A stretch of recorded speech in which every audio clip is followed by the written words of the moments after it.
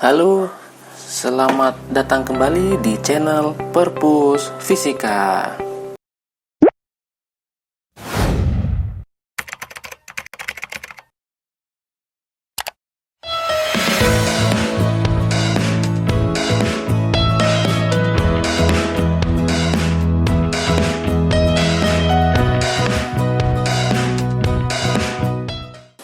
Dalam pembelajaran fisika masih bersama dengan saya tentunya di sini ya, kita masih membahas materi dari bab dinamika rotasi dan kesetimbangan benda tegar. Jadi materi yang akan kita pelajari dari bab ini adalah tentang teorema sumbu sejajar ya. Teorema sumbu sejajar ini merupakan materi sambungan dari momen inersia. Pada teorema sumbu sejajar berlaku untuk mencari nilai momen inersia benda yang porosnya bukan berada pada pusat massa. Ya, porosnya bukan berada pada pusat massa. Nah, kita lihat seperti ini. Kalau dari video sebelumnya, momen inersia benda tegar ini adalah batang homogen yang diputar di tengah-tengah. Nah, benda memiliki pusat massa itu pasti ada di tengah, ya, titik koordinat di tengah. Nah, ini dia diputar di tengah, berarti di pusat massa. Rumusnya adalah 1/12 ml kuadrat. Ini kalau diputar di tengah, di pusat massa ya. Di video sebelumnya sudah saya jelaskan. Kemudian kalau porosnya ini saya rubah atau saya geser ke sebelah kiri ataupun kanan ya. Misalkan seperti ini.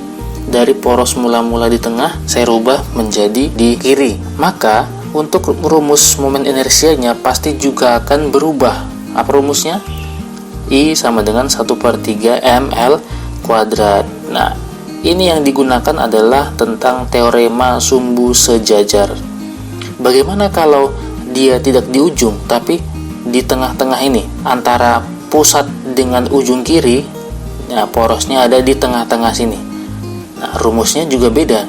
Nah, maka kita akan belajar bagaimana cara menentukan momen inersia benda ketika porosnya kita geser-geser kemanapun di sepanjang bendanya. Maka yang pertama kita lakukan adalah kita buktikan dulu persamaan ini ya, I sama dengan 1/3 ml kuadrat. Kita buktikan benar apa tidak. Maka kita harus mencari nilai dari momen inersia tersebut. Dapat digunakan rumus I aksen sama dengan I pusat massa. Momen inersia pusat massa ditambah dengan M kali D kuadrat. Oke, I aksen ini apa? Momen inersia ya. I aksen ini adalah momen inersia ketika porosnya sudah digeser, itu dia. Kemudian IPM adalah momen inersia pada pusat massa ya, ini pusat massa. Nah, ini dia momen inersianya. Nah, kemudian M adalah massa benda. Kemudian D adalah jarak poros putar dengan pusat massa ya.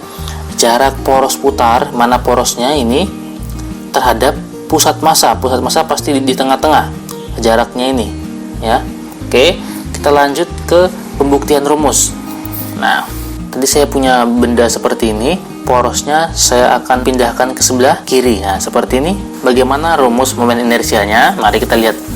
Diketahui D tadi sama dengan jarak dari poros ke pusat massa. Maka kalau panjang batang seluruhnya L, maka jarak dari pusat massa tengah-tengah ini sampai ke ujung sini berarti L dibagi 2 ya kan. Nah, kalau misalnya L-nya 10 cm, maka D-nya berapa? 5, pasti 5 di sini, 5 di sini, maka dia totalnya 10.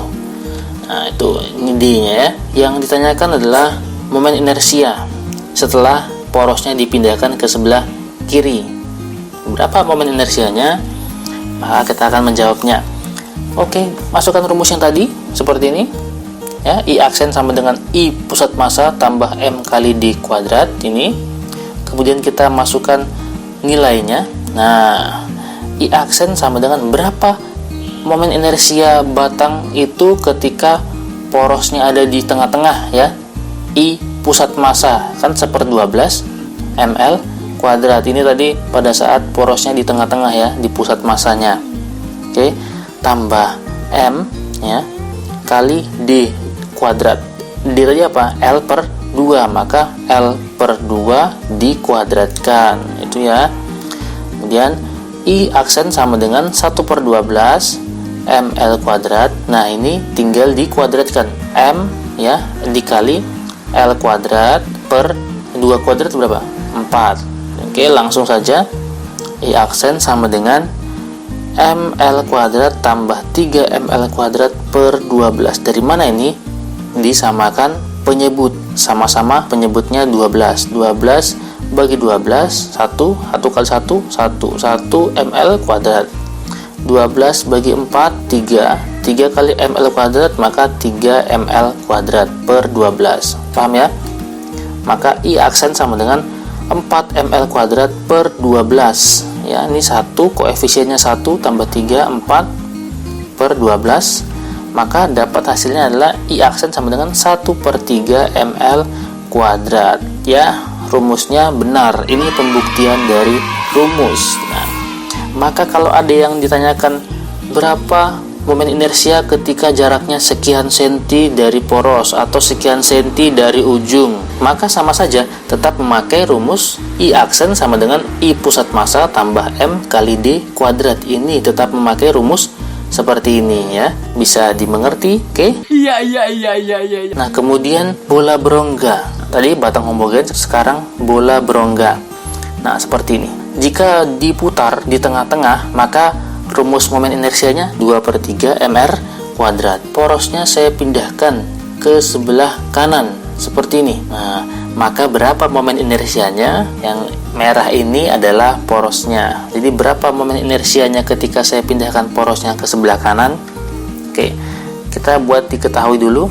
D sama dengan R. Mengapa? Nah, jarak dari poros pusat massa ke poros itu kan D. Maka D itu sama dengan jari-jari bola itu sendiri ya. D sama dengan R. Ditanyakan momen inersia. Kita harus masukkan rumusnya, tulis rumusnya seperti ini. Kemudian nah, I aksen sama dengan I pusat massa dari bola berongga yang di tengah-tengah apa? 2/3 mr kuadrat. Ini ya. Kemudian M dikali D. D itu apa? R ya. Maka diganti R kuadrat. Kemudian I aksen sama dengan, nah ini tinggal samakan penyebut. Ini kan bisa 3/3 ya. 2 mr kuadrat tambah 3 mr kuadrat per 3. Disamakan penyebutnya aja. Oke.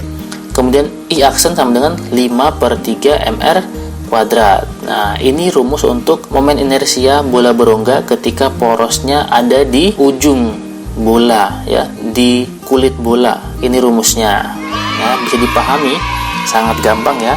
Pokoknya semangat belajar terus, latih-latihan soal seperti ini, pasti kalian akan bisa. Oke, jangan lupa like, share, dan subscribe agar kalian tidak ketinggalan materi-materi fisika berikutnya ya. Sampai jumpa pada video selanjutnya. Salam fisika.